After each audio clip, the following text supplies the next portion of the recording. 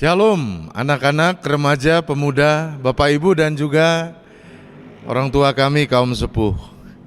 Kita bergembira karena hari ini kita boleh melanjutkan kebaktian rumah tangga di keluarga kita masing-masing, di rumah kita masing-masing.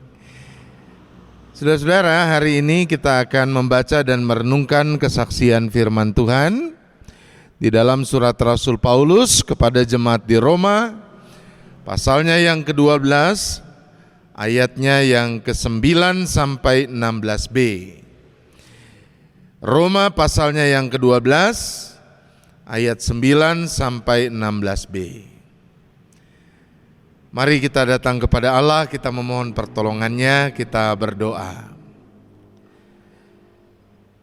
Bapa kami yang di sorga, kiranya damai sejahtera-Mu yang melampaui segala akal, itulah yang menguasai hati dan pikiran kami, sehingga di dalam pertolongan Roh Kudus, kami dimampukan untuk menerima kebenaran firman-Mu dan memberlakukannya di dalam keseharian.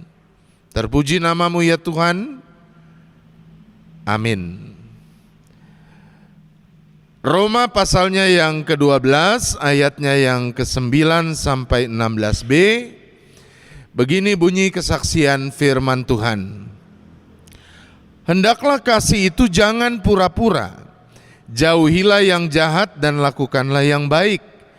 Hendaklah kamu saling mengasihi sebagai saudara dan saling mendahului dalam memberi hormat. Janganlah hendaknya kerajinanmu kendor. Biarlah rohmu menyala-nyala dan layanilah Tuhan. Bersukacitalah dalam pengharapan, sabarlah dalam kesesakan, dan bertekunlah dalam doa. Bantulah dalam kekurangan orang-orang kudus, dan usahakanlah dirimu untuk selalu memberikan tumpangan. Berkatilah siapa yang menganiaya kamu, berkatilah dan jangan mengutuk. Bersukacitalah dengan orang yang bersukacita, dan menangislah dengan orang yang menangis. Hendaklah kamu sehati sepikir dalam hidupmu bersama. Janganlah kamu memikirkan perkara-perkara yang tinggi, tetapi arahkanlah dirimu kepada perkara-perkara yang sederhana. Amin. Sampai sedemikian jauh pembacaan kesaksian firman Tuhan.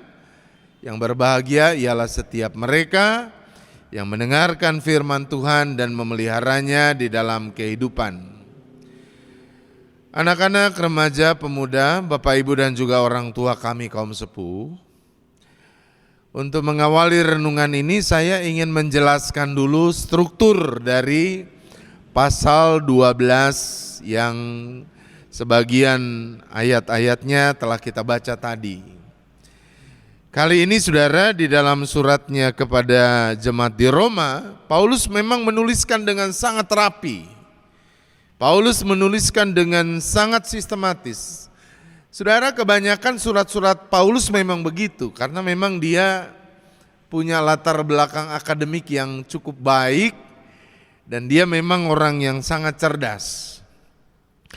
Saudara, pada bagian awal dari Roma 12, Paulus mengajarkan kepada jemaat di Roma mengenai tanggung jawab sebagai pengikut Kristus. Baginya jemaat Tuhan harus punya hidup yang berbeda dengan orang-orang lain. Hidup yang berbeda itu adalah hidup yang selalu dihadirkan sebagai persembahan kepada Tuhan. Persembahan yang sejati. Artinya saudara-saudara, Paulus memandang kehidupan ini sebagai kesempatan yang berharga dari Allah, yang harus digunakan di dalamnya untuk menghadirkan kebaikan-kebaikan, sehingga itu boleh menjadi alat kita untuk memberikan persembahan, mempermuliakan nama Tuhan. Nah saudara, jelas pada bagian awal pasal 12 ini yang ditekankan adalah soal hubungan vertikal antara umat atau jemaat dengan Allah. Lalu pada bagian selanjutnya saudara, Paulus ternyata tidak terus-menerus menekankan soal hubungan vertikal saja. Selanjutnya sebagai buah dari hubungan yang intim dengan Allah, hidup yang menjadi persembahan bagi Allah, maka umat jemaat harus melayani sesamanya. Nah, saudara-saudara, melayani ini tentu bukan hal yang gampang. Sebagai hamba tentu harus ada dasar pijak spiritualitas yang harus dihadirkan. Nah, oleh karenanya Rasul Paulus melanjutkan pada bagian yang berikutnya. Bagian yang berikutnya ini saudara termasuk ayat 9 sampai 16b yang kita baca, yaitu dasar yang kuat dalam pelayanan adalah kasih. Tanpa kasih saudara-saudara, pelayanan di mana kita berkorban, di mana kita melakukan yang terbaik bagi sesama, tidak akan pernah bisa terjadi. Hanya dengan kasihlah pelayanan boleh dihadirkan dengan nyata. Tapi saudara-saudara, Paulus memang menajamkan secara khusus kasih ini. Karena itulah Paulus mengatakan di dalam ayat yang ke-9a, ayat 9a ini saudara semacam payung atau bingkai besar yang mewadahi ayat-ayat selanjutnya. Jadi sangat penting ini ayat 9a ini. Paulus menekankan atau menajamkan bahwa kasih itu jangan pura-pura. Kasih itu sekali lagi jangan pura-pura. Saudara, untuk menolong kita, saya mencoba untuk mencari tahu kata dalam bahasa Yunani yang diterjemahkan dalam bahasa Indonesia pura-pura. Ternyata kata yang dimaksud saudara adalah kata anopokrif. Anopokrit ini saudara sangat mirip atau dekat dengan kata hipokrit dalam bahasa Inggris atau hipokrit, munafik dalam bahasa Indonesia. Saudara, kata anopokrit ini ada latarnya. Latarnya begini saudara. Anopokrit ini biasanya dipakai untuk menggambarkan apa yang dilakukan oleh orang-orang yang bermain sandiwara budaya di Yunani kala itu. Nah, sandiwara budaya ini seringkali membuat orang harus menjalankan peran yang berlawanan dengan tabiat aslinya. Misalnya saudara-saudara, tabiat aslinya orangnya sangat melankolik, sangat mudah mencucurkan air mata begitu. Tetapi di dalam sandiwaranya dia harus memainkan peran sebagai seorang yang mengundang gelak tawa, seorang yang menghadirkan komedi begitu. Atau peran itu harus dilakukan orang yang tabiat aslinya misalnya orang yang sangat ramah, orang yang lemah lembut. Tetapi di dalam sandiwara budaya itu dia harus memerankan tokoh antagonis, tokoh yang galak. Nah, karena itu Bapak Ibu dan saudara-saudara, muncullah kesulitan terutama soal mimik wajah. Dan karena itu orang-orang Yunani yang terkenal cerdas dan berpengetahuan ini mengambil jalan baik, yaitu menggunakan topeng wajah. Jadi raut wajah itu kan kadang sulit menyembunyikan tabiat asli. Kalau pakai topeng maka menjadi bisa diwakili peran yang mau dihadirkan. Nah saudara, anopokrit itu memakai topeng.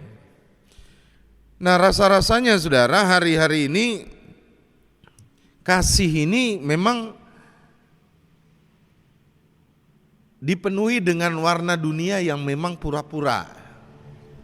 Saya kasih contoh ya saudara, kalau naik kereta api zaman dulu Sampai hari ini kan terkenal saudara, kereta api itu ladangnya para pencopet.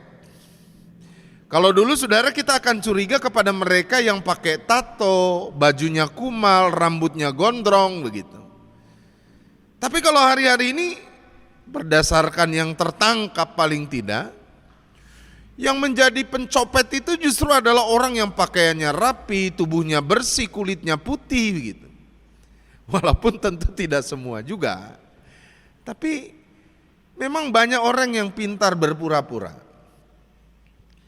Saya pernah saudara membaca sebuah artikel di Facebook mengenai seorang gadis yang berkenalan di Facebook dengan seorang pria, berhubungan melalui Facebook, berinteraksi selama 1 bulan dan rupanya merasa begitu akrab dan cocok. Karenanya mereka memutuskan untuk menikah. Kedua keluarga lalu bersepakat berjumpa di kota Surabaya di sebuah rumah makan. Nah, rupanya untuk sampai ke rumah makan ini dari terminal bis, rombongan calon pengantin pria lah saya katakan, yang rupanya hanya diwakili oleh sang laki-laki dan 2 orang yang mengaku sepupunya. Alasannya orang tuanya di kampung sakit begitu. Itu mereka menumpang mobil dari keluarga perempuan. Mereka tiba di rumah makan, mereka makan bersama, dan sebelum berbicara ke arah yang lebih serius, maka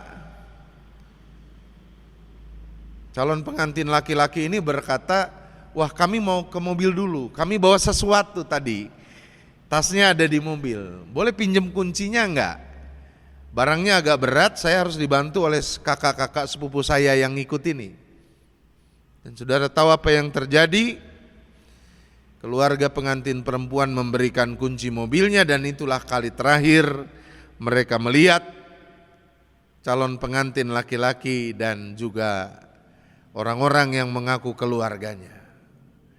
Begitu bisa meyakinkan, berpura-puranya sangat efektif sampai orang bisa terkelabui. Nah, saudara-saudara, kasih itu juga seringkali bisa berpura-pura. Jadi kalau dalam hati kita mengasihi orang lain, namun di benak kita melakukan itu karena kita pernah menerima bentuk kasih darinya, maka kita menghadirkan kasih dari diri kita untuk dia sebagai balasan. Saudara, itu tidak tulus namanya. Itu masih berpura-pura. Itu artinya transaksional, saudara. Atau kasih yang kita anggap sama seperti tabungan di bank, saudara. Yang makin lama makin banyak jumlahnya, apalagi ditambah dengan bunganya. Kita mengasihi orang lain karena berharap suatu saat dia pun mengasihi kita, bahkan dalam jumlah atau dalam bentuk yang lebih baik. Itu belum tulus namanya. Mengasihi harus datang dari hati kita. Dia harus tulus. Nah, pertanyaan berikutnya, apakah kasih yang tulus ini dapat betul-betul dilakukan? Saudara, dengan yakin saya ingin mengatakan sangat mungkin dilakukan, sangat bisa dilakukan. Dan sebetulnya sederhana.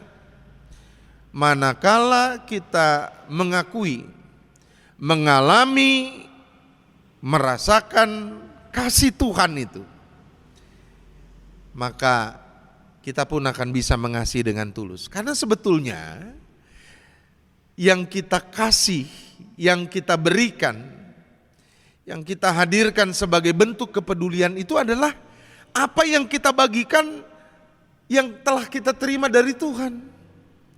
Kasih yang telah kita alami dari Tuhan.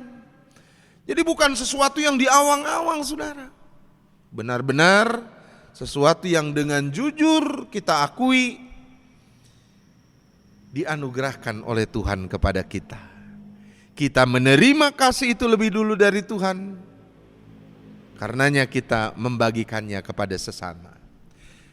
Saudara, bagaimana sih bentuk kasih yang Tuhan berikan kepada kita? Kalau mau jujur, memandang kepada hidup ini, kasih yang Tuhan berikan itu kan kasih yang mampu mengejar kita. Kita ini kan kalau berjalan dalam hidup ini maunya menjauh saja dari Tuhan. Tapi kasih Tuhan selalu menyambut kita.